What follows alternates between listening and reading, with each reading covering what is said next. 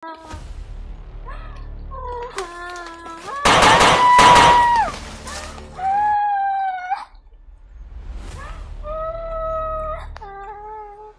lang, relax lang. Relax lang.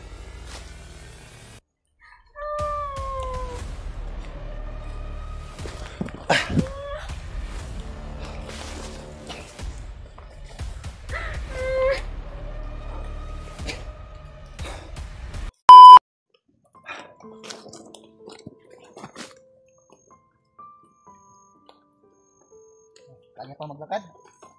Ha? Nangangalay na daw yung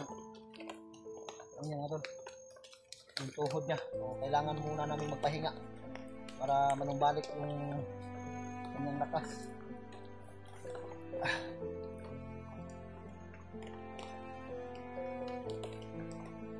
Sana may lakong dito. Baka lumakas yung ulan ba?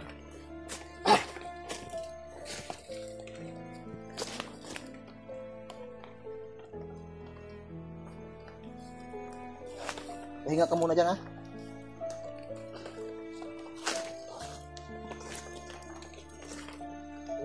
Sakaling abutan tayo ng gabi, dito na lang tayo magpahinga na pagmantala. May mga dahon man ng saging, yan ka lang hihiga. Tapos dito ako magbantay sa'yo, ha? Kung sakaling lalakas itong ulan. So, pahinga ka muna. Buti na lang nakadala ako ng plastic para sa ulan.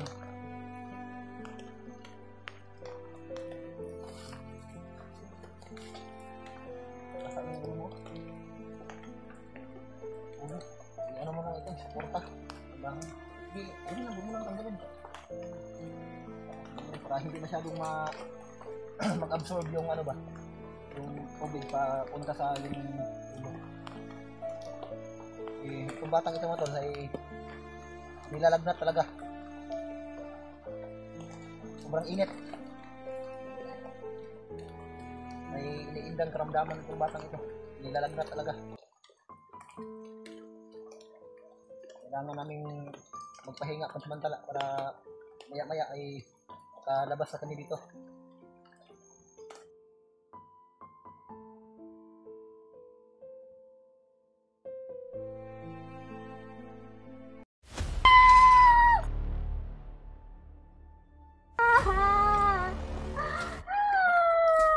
Tayo! Huwag ka maingay! Huwag kayong kilos! Mas mabuti pa sumama kayo sa akin. Magbagong buhay na kayo. Ha?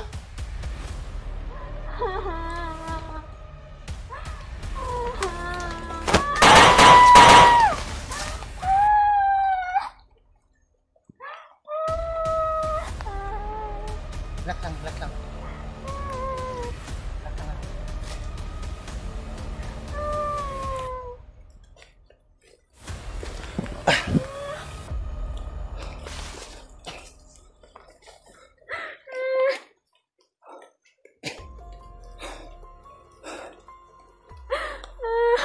Huwag ka nang umiyak, huwag ka nang umiyak.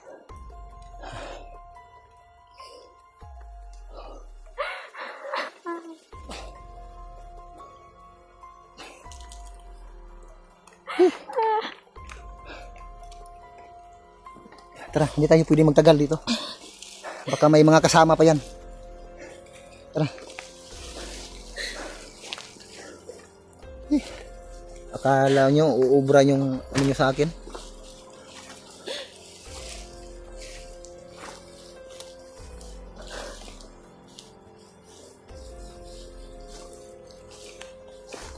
Huwag ka nang umiyak. Iyaan mo. Hindi magtatagal, makalabas rin tayo dito. Ha? Huwag kang umiyak.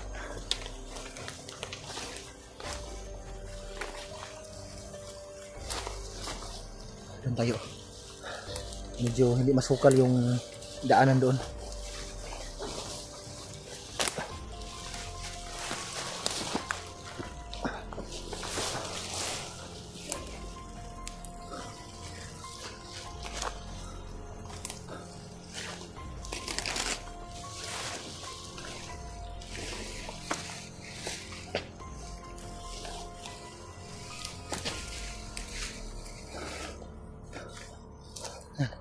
Kaya pa ilakaw? Ha? Kaya pa mo ilakaw? Sakit na mo tuhod? Okay, pahinga ka muna.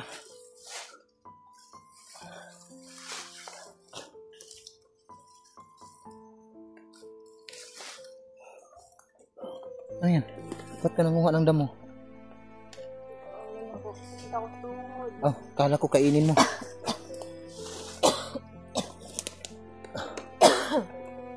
Inuubo talaga mga tol. Kawawa talagang batang ito. Sinisipon.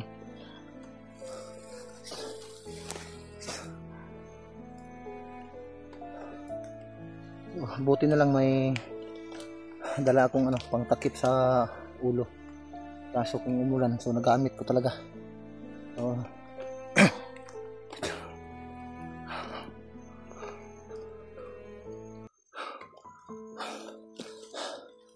konting tiis na lang ha, makakalabas na tayo. Kunti na lang, makalabas na tayo dito. Malapit na tayo sa daanan.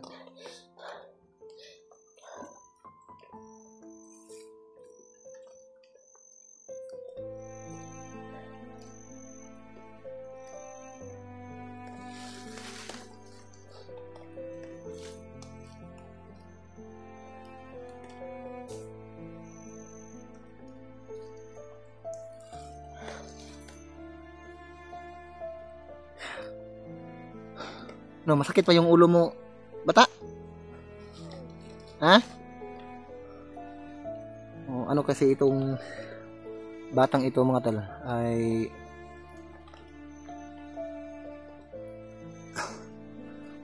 nakakaranas na ng yung dumaan na ng pagbubuntis. May anak na isa, kaya delikado kapag nagutuman.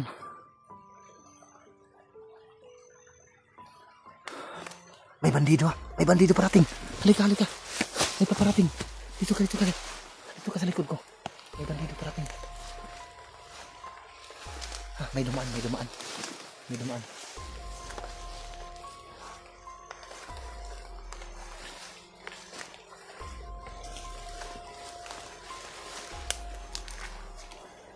Kahit anong mangyari mawak ka lang sa likod ko ha.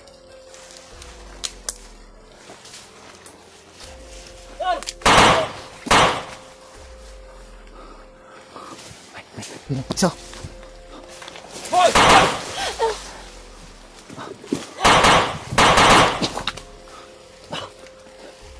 Dami nakaharang dito. Tara. Huwag ka nang umiyak. Mauna ka. Huwag ka masyadong malayo.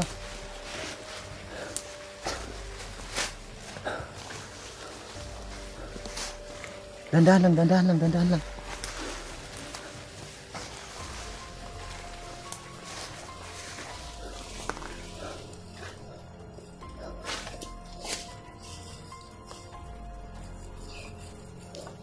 Diyan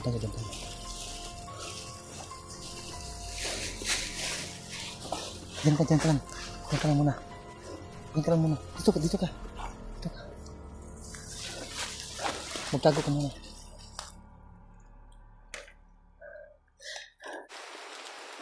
Ano mo to sa pahinga ka muna dyan, may ulan. Sige.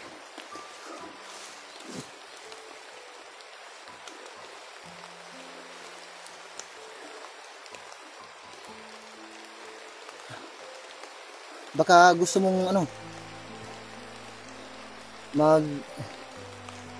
isanday mo yung likod mo ba? Diyan sa puno ng kahoy matigas man yung punong kahoy na yan. Para hindi masyadong mangalay yung hindi mangalay yung mga tuhod mo.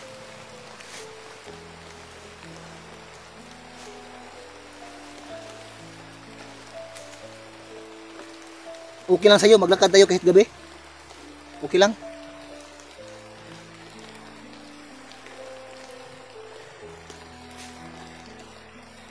Kailangan talaga nating lumakad kahit gabi para mas mabilis tayong makaalis dito. Hindi na lang tayo mag-video dahil baka makita ng mga bandido yung ilaw ng ating cellphone. Gang, ano ka gang, magsalita ka gang, huwag kang tulala. Ha? Importante na nakaalis ka na doon sa kamay ng mga masasamang loob, ha? Huwag kang mawala ng pag-asa. Pagsisikapan ko na maligtas ko yung buhay mo, mailabas kita dito dahil alam na ng asawa ko na yun ang nangyari sa'yo, na may nailigtas akong bihag mula sa kamay ng mga bandido. Nakatulog ka ba ng maayos kagabi? Ha? Baka may gusto kang sabihin, magsalita ka. Huwag kang mahiya. Gusto na kamuli. Makaulit na kita. Hindi magtatagal, makauwi na tayo. Ramdam ko na yung daan palabas. Malapit na talaga tayo. Ha? Yan mga tol, naminis na daw niya yung kanyang anak niya. May anak pala ito, isa, magdadalawang taon pa lang yung anak daw niya. Tama ba?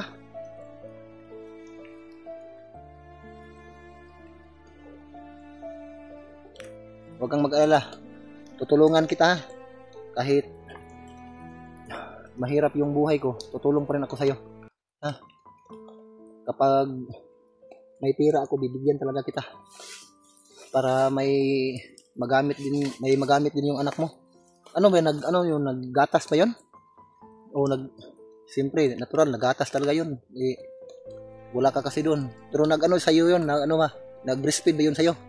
Dati. Ngayon pero hindi pa 'yon kumakain ng kanin? Kumain na? Maagang kumain ng kanin? Sa hinoon kay wala naman po siya no? Mag 2 taon naman no? Pero yung kanin na malambot. Hindi yung bahaw. Matigas kasi yung bahaw. Huwag ka nang umiyak. Yung sipon itulo.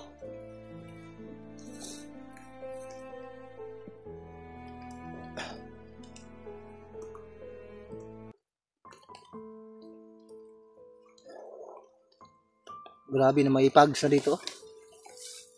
May pags na. Baka Makati yan ha. Yang Yang dahon baka Makati yan.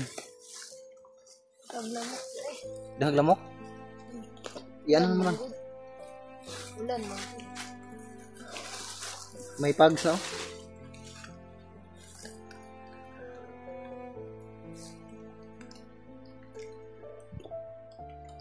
may pags na.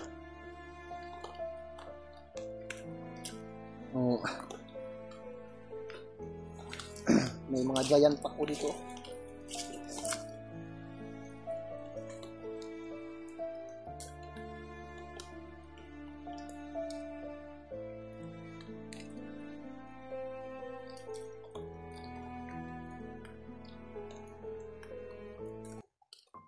Sakit mo yung dahon.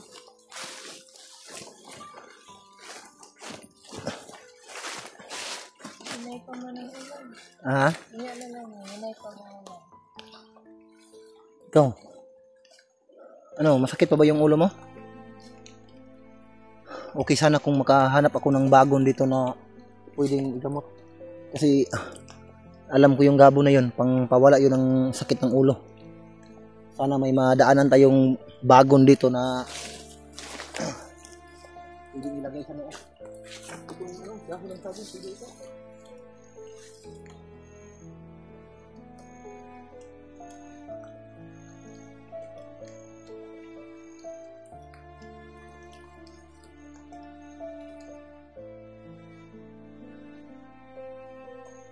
Gusto mo kumain, may tinapay pa dito. Kumain ka? Kakain ka? O kaya kong tiisin yung gutom. Pero ikaw, alam ko, hindi mo talaga kaya yan dahil dumaan ka na ng panganganak. Ubusin mo yan. Sana rating na tayo sa bayan para makabili tayo ng kanin at pakainom ka ng mainit na sabaw.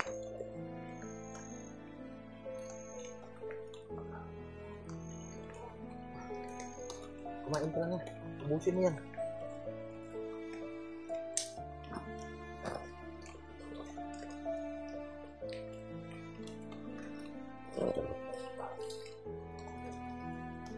Grabe.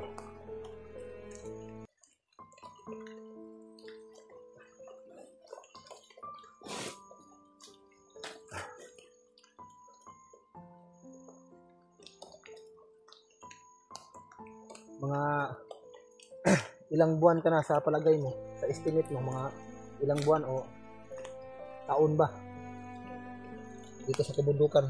Matagal ka na ba dito sa bundok? Kawawa yung anak mo. Siya na hinahanap ka nun.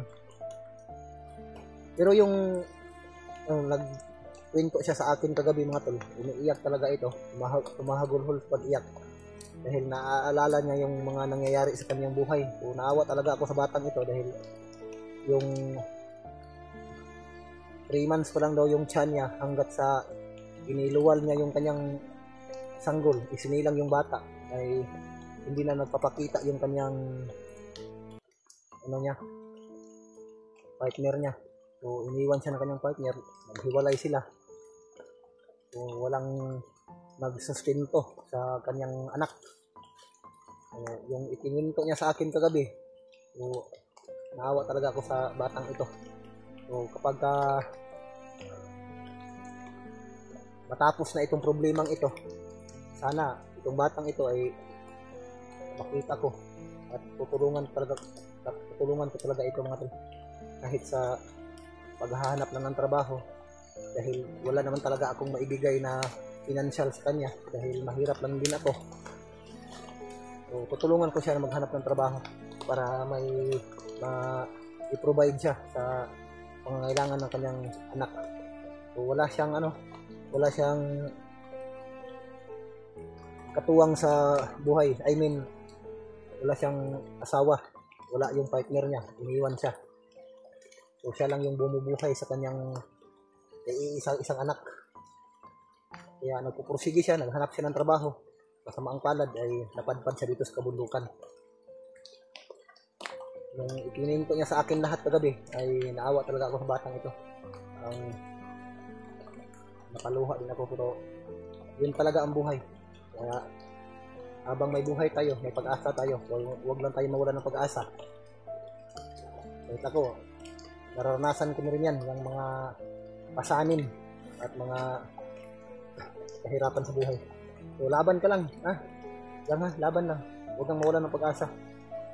Muntik na nga raw siyang nag-suicide. Buti na lang ay naisipan niya yung anak niya. Kaya hindi niya ituloy. So sana huwag mo nang gagawin yan ha.